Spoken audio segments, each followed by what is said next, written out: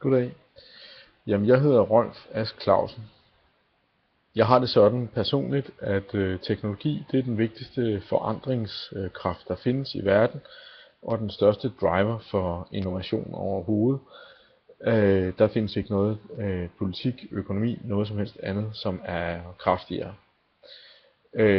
Jeg har gjort en masse erfaringer med det, og jeg har tilbragt noget tid på det, der hedder Singularity University i Californien.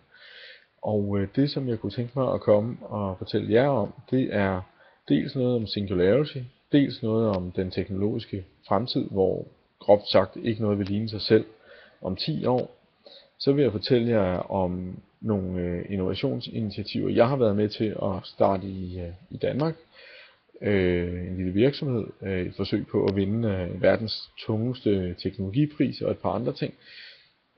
Og alt i alt, så vil jeg forsøge at give jer et indblik i, hvorfor det I er optaget af, hvorfor det er så sindssygt vigtigt, hvorfor at det I burde gå ud og gøre nu, det var at lave innovation, som skaber helt andre virksomheder, helt andre størrelser virksomheder på helt nye præmisser.